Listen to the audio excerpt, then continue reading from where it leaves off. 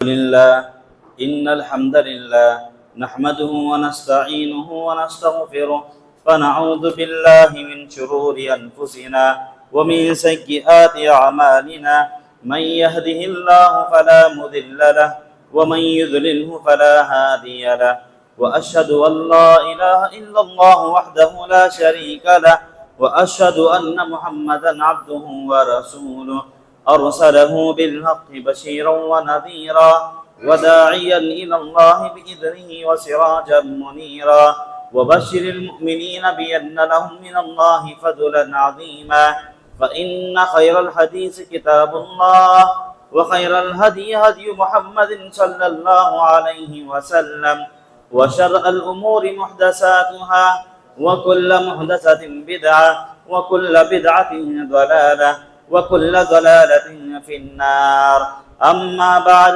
فأعوذ بالله من الشيطان الرجيم بسم الله الرحمن الرحيم يا أيها الذين آمنوا قوا أنفسكم وأهليكم نارا وقودها الناس والحجارة وقال الله تبارك وتعالى في موضع آخر إنا بلوناهم كما بلونا أصحاب الجنة إذ أقسموا ليصرمنها مصبحين ولا يستثنون۔ تمام قسم کی تعریف و توصیف، کبریائی و بڑائی، حمد و ثنا اس وحدہ لا شریک لہ کے لیے لائق و زیبا ہیں کہ جس نے مجھے اور آپ کو اشرف المخلوقات میں سے عطا فرمایا۔ بعدہ تمام انبیاء علیہ السلام پر درود و سلام ہو، بالخصوص میرے اور آپ کے آقا تاجدار مدینہ محمد مصطفیٰ احمد مجتبی سرور کونین محسن انسانیت خاتم النبیین صلی اللہ علیہ وسلم پر انگنت درود و سلام ہو۔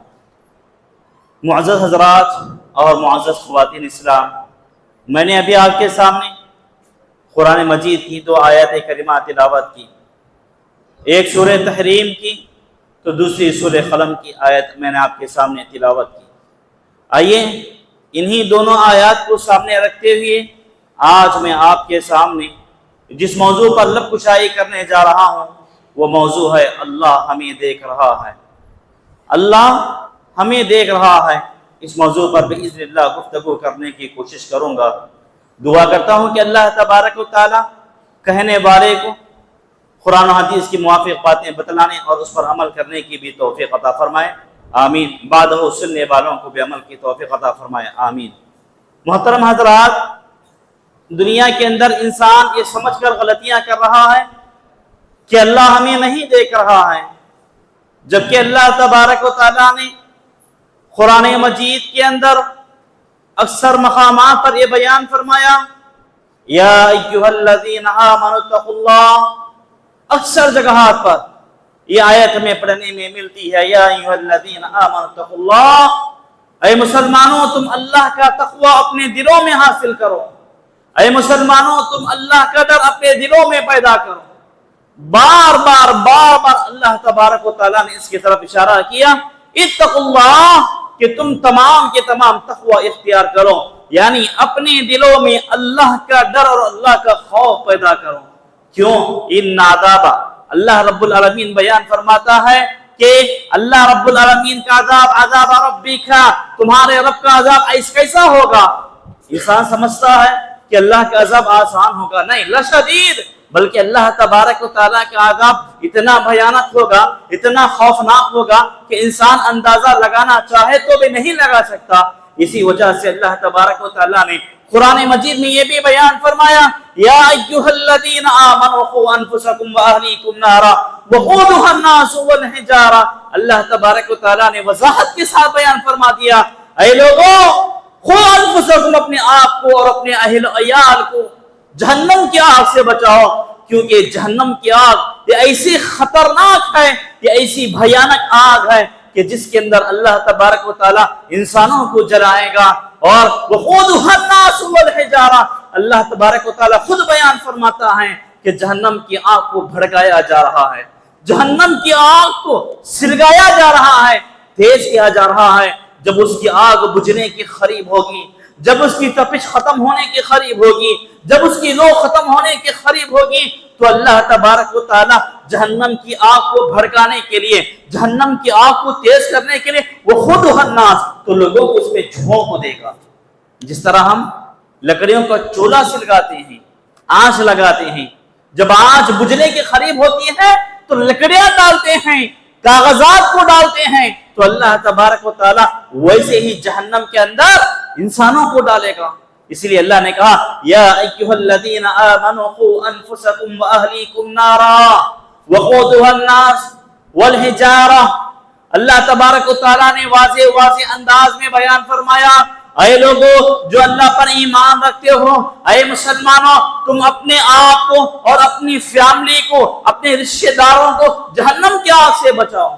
محترم حاضرین، یہ جہنم کی آگ بہت ہی بڑی بھیانک ہے۔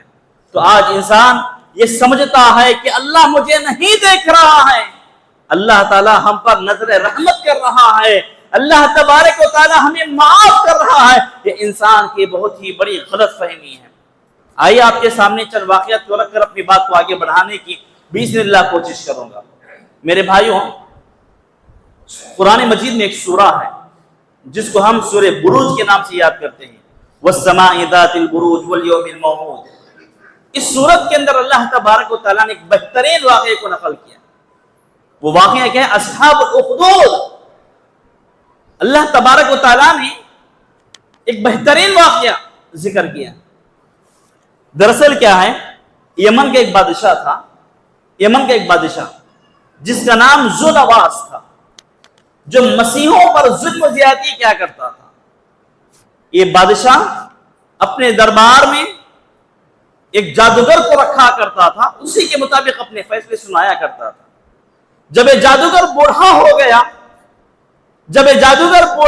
گیا، مرنے کے قریب ہو گیا، تو جادوگر نے عرض کیا، اے بادشاہ، میں تو بوڑھا ہو رہا ہوں، میں تو مر جاؤں گا، میرا علم بھی میرے ساتھ دفن ہو جائے گا، میں چاہتا ہوں کہ ہوشیار بچے کو لے آؤ۔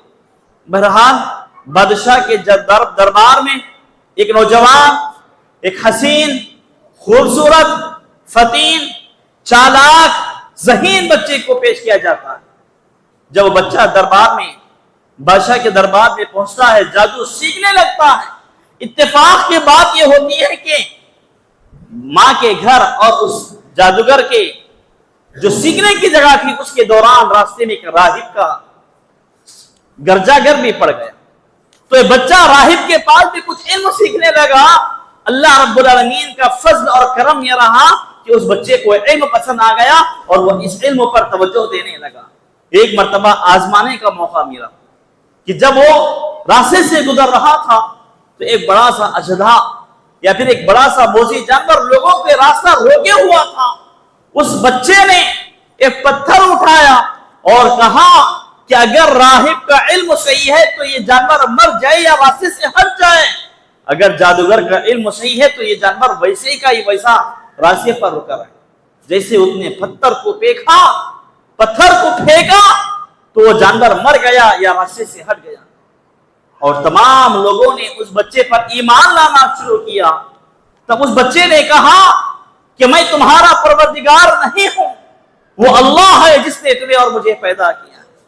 میرے بھائیوں، یہاں پر بتانے کا اصل مقصود محل استشہاد یہی ہے کہ اس بچے نے، جو بھی لوگ اس بچے پر ایمان لائے، یہ بچہ تمام لوگوں سے ایک ہی بات کہتا تھا کہ اللہ ایک ہے، اس پر ایمان لاؤ تو تمہاری پریشانیاں ختم، تمہاری مصیبتیں ختم، تمہاری دنیا کی تمام ضروریات پوری ہو جائیں گی۔ سبحان اللہ، ہوا ایسا ہی۔ جب یہ بات بادشاہ کو معلوم ہوئی تو بادشاہ نے اس بچے کا قتل کر دیا۔ تو میرے بھائیوں، محل استشہاد یہاں پر یہی ہے کہ جب انسان کے دل میں یہ بات آئے کہ میرا اللہ مجھے دیکھ رہا ہے، تو انسان ہمیشہ نیکی کا کام کرے گا، گناہوں سے بچے گا۔ آئیے ویسے سورہ قلم کے اندر ایک اور واقعہ، اللہ رب العالمین نے باغ والوں کا واقعہ ذکر کیا، اہل مکہ والوں کے لیے ایک سبق تھا، تو آج ہمارے لیے بھی سبق ہے۔ انسان یہ سمجھتا ہے کہ اللہ مجھے نہیں دیکھ رہا ہے، جبکہ اللہ تبارک و تعالیٰ دیکھتا ہے۔ اللہ نے کہا اِنَّا بَلَوْنَاهُمْ كَمَا بَلَوْنَا أَصْحَابَ الْجَنَّةِ۔ اللہ رب العالمین نے ان آیات کے اندر ایک بہت ہی بہترین پیغام دیا۔ وہ پیغام کیا تھا میرے بھائیوں؟ ایک بزرگ آدمی تھا، وہ اپنی فصل اپنے کھیت کے اندر جب کاٹتا تھا غریبوں کو اس کا حق دیا کرتا تھا. اس کے بھی بیٹے تھے, اس کی اولاد تھی. جب باپ کا انتقال ہوا یا جب باپ بوڑھا ہو گیا تو اولاد یہ سمجھنے لگی کہ میرا باپ نالائق ہے, میرا باپ بیوقوف ہے, میرا باپ کمزور ہے, میرا باپ سمجھدار نہیں ہے, اس لیے میرا باپ بیوقوف رہنے کی وجہ سے, دیوانہ پاگل رہنے کی وجہ سے غریبوں کو اپنا مال دے رہا ہے. جبکہ در حقیقت مال کی برکت یہی تھی کہ وہ غریبوں کا حق دیا کرتا تھا, اپنے مال سے, اپنی فصل سے زکات نکالا کرتا تھا. جب باپ کا انتقال ہوا, جب فصل کاٹنے کا موقع آیا تو تمام بھائیوں نے آپس میں یہ مشورہ کیا کہ ہم کسی کو نہیں بتائیں گے, راتوں رات چپکے اپنے باغ کی طرف رخ کریں گے اور اپنی فصل کو کاٹ کر لائیں گے. جب یہ لوگ باغ کو پہنچتے ہیں, اپنے کھیت کو پہنچتے ہیں تو وہاں پر کچھ باقی نہیں ہے, پورا کھیت جل کر راکھ ہو گیا ہے. تو میرے بھائیوں, یہاں پر علماء اسلام نے یہ بات لکھی ہے کہ اللہ رب العالمین کا عذاب ان پر آ پڑا. اللہ رب العالمین نے انہیں دیکھ لیا کہ اللہ رب العالمین کے حکم سے حضرت جبرائیل علیہ السلام آتے ہیں, اس کھیت کو ستیہ ناش کر دیتے ہیں, غارت کر دیتے ہیں, برباد کر دیتے ہیں. تو لوگ پچھتاتے ہیں اور رب کے حضور توبہ کرنے کی کوششیں کرتے ہیں. تو میرے بھائیوں, یہ ہے اللہ کی فکر. جو انسان یہ سمجھتا ہے کہ اللہ نہیں دیکھ رہا ہے, جو انسان یہ تصور کرتا ہے کہ اللہ ہمیں ڈھیل دے رہا ہے, اللہ رب العالمین ہمیں معاف کر رہا ہے, یہ اس کی سب سے بڑی غلط فہمی ہے. انسان کو یہ چاہیے کہ وہ اپنے دل میں ہمیشہ تصور رکھے کہ میرا اللہ مجھے دیکھ رہا ہے. ایک واقعہ آپ کے سامنے سناتا چلوں. حضرت عمر بن خطاب رضی اللہ تعالیٰ عنہ کے زمانے کا واقعہ, مشہور واقعہ ہے میرے بھائیوں. حضرت عمر رضی اللہ تعالیٰ عنہ گشت کرنے کے لیے اپنے گاؤں کے حالات کو دیکھنے کے لیے نکلتے ہیں. ایک جھوپڑی کے پاس ٹیک لگا کر رات میں سو جاتے ہیں. جب صبح ہوتی ہے, سویرا ہوتا ہے, گھر سے ماں بیٹی کی آوازیں آنے لگتی ہیں. ماں دودھ میں پانی ملانا چاہتی ہے, بیٹی آڑے آ رہی ہے. ماں کہتی ہے کہ بیٹی کوئی دیکھ نہیں رہا ہے. بیٹی کہتی ہے کہ اے میری امی جان, حضرت عمر کا قانون ہے کہ اگر کوئی دودھ میں پانی ملائے گا, اگر معلوم ہوگا تو اسے گرفت کر لیا جائے گا. ماں کہتی ہے کہ بیٹی عمر تو یہاں پر موجود نہیں ہے. تب بیٹی کہتی ہے اے میری والدہ, اے میری امی جان, عمر تو نہیں دیکھ رہے ہیں مگر میرا اللہ تو دیکھ رہا ہے. اللہ کو کیا جواب دیں گے؟ تو میرے بھائیوں, یہ تمام واقعات اس بات کی طرف اشارہ کر رہی ہیں کہ اللہ دیکھ رہا ہے. اگر ہم آخری طور پر غور و فکر کرتے ہیں تو یہ بات ہمیں سمجھ میں آتی ہے کہ اللہ تبارک و تعالی ہمیں دیکھ رہا ہے. اسی وجہ سے میں اور آپ سکون کی سانس لے رہے ہیں, چین کی زندگی گزار رہے ہیں. اگر اللہ تعالی ہمیں نہ دیکھ رہا ہوتا تو پھر میں اور آپ بھٹکتے ہوئے انسان ہو جاتے, در در کی ٹھوکریں کھاتے. اگر اللہ رب العالمین ہمارے اوپر خیال نہ کرتا تو پھر اللہ رب العالمین اگر ہمارے اوپر خیال نہ کرتا تو پھر انسان در در کی ٹھوکریں کھاتا, مصیبت کا مارا بن جاتا, پریشان حال ہو جاتا. اللہ رب العالمین ہمیں دیکھ رہا ہے, اسی لیے اللہ رب العالمین ہم پر رحم کر رہا ہے, کیونکہ اللہ رب العالمین کی وہ صفت ہے کہ وہ غفور ہے, وہ غفار ہے, وہ رحمان ہے, وہ رحیم ہے, جو ہمیں معاف کر رہا ہے. اس کا مطلب ہرگز یہ نہیں کہ انسان دنیا کے اندر غفلت کی زندگی گزارتے چلے جائیں, انسان دنیا کے اندر اللہ کی نافرمانیاں پر نافرمانی کرتے چلے جائیں, بلکہ اللہ رب العالمین نے ایک ہی قانون, ایک ہی فارمولے کو, ایک ہی ضابطے کو اس دنیا کے اندر نازل فرما دیا. کہا وما خلقت الجن والانس الا ليعبدون, میں نے جنات و انسانوں کو محض اپنی عبادت کے لیے پیدا کیا ہے. اور اللہ تبارک و تعالیٰ نے یہ بھی قانون دنیا کے اندر نافذ کر دیا. کہا اگر کوئی انسان دنیا میں کہتا ہے کہ مجھے یہ مسئلہ سمجھ میں نہیں آیا, مجھے یہ کام مشکل ہو رہا ہے, تو اللہ رب العالمین نے اس آدمی کے سامنے ایک فارمولے کو, ایک ضابطے کو سامنے رکھ دیا. وما آتاکم الرسول فخذوه وما نهاکم عنه فانتهوا. اگر تمہیں دنیاوی معاملات ہو یا پھر دینی معاملات ہو سمجھ میں آ رہا ہے یا سمجھ میں نہیں آ رہا ہے تو بس تم قرآن و حدیث کی طرف رجوع کرو. رسول کا جو فرمان تمہارے سامنے آئے, رسول کی تعلیمات جب تمہارے سامنے آئے, رسول کا حکم تمہارے سامنے آ جائے, رسول نے یہ کہا ہے وما آتاکم الرسول فخذوہ کہ تم فلاں کام کرو تو کر دو, اور رسول نے کہا کہ فلاں کام تمہیں نہیں کرنا ہے تو وہ کام بس ہمیں نہیں کرنا ہے. اگر انسان اس پر عمل کر لے گا یقین مانیے کہ ہم اللہ کی گرفت سے بچ جائیں گے, ورنہ پھر اللہ کی پکڑ ایسی پکڑ ہوگی جہاں پر اللہ تبارک و تعالی ہمیں معاف کر رہا ہے, بخش رہا ہے. اللہ رب العالمین کی جو صفت ہے کہ اللہ رب العالمین معاف کرنے کی جو صفت اپنے اندر رکھتا ہے, وہیں پر اللہ رب العالمین کی صفت یہ بھی ہے کہ اللہ رب العالمین جب پکڑتا ہے تو کسی کو چھوڑتا نہیں ہے, جب پکڑتا ہے تو کسی کو چھوڑتا نہیں ہے.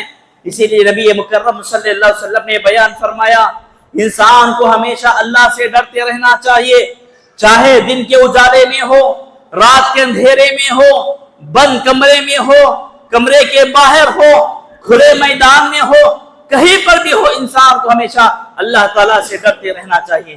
کیسے ڈرنا چاہیے؟ جیسے اللہ سے ڈرنے کا حق ہے ویسے ہمیں اللہ سے ڈرنا چاہیے. میرے بھائیوں, انسان کے دل میں یہ اللہ کا ڈر, یہ اللہ کا خوف کب پیدا ہوگا؟ جیسا کہ اللہ کے رسول صلی اللہ علیہ وسلم نے بیان فرمایا ان تعبد اللہ کأنک تراہ فإن لم تکن تراہ فإنہ یراک. اگر بندہ یہ تصور کر لے, اگر بندہ یہ یقین کر لے کہ اللہ مجھے دیکھ رہا ہے تو انسان گناہوں سے بچے گا, انسان گناہوں سے بچے گا کہ وہ اللہ رب العالمین کے اوپر ایسا یقین رکھے, ایسا تصور کرے. اللہ کے رسول صلی اللہ علیہ وسلم بیان فرماتے ہیں ہر معاملے کے اندر چاہے وہ معاملہ دنیا سے تعلق رکھتا ہو, چاہے وہ کام دین سے تعلق رکھتا ہو, انسان وہ کام کرنے سے پہلے یہ غور کریں, یہ فکر کریں کہ میرا اللہ مجھے دیکھ رہا ہے.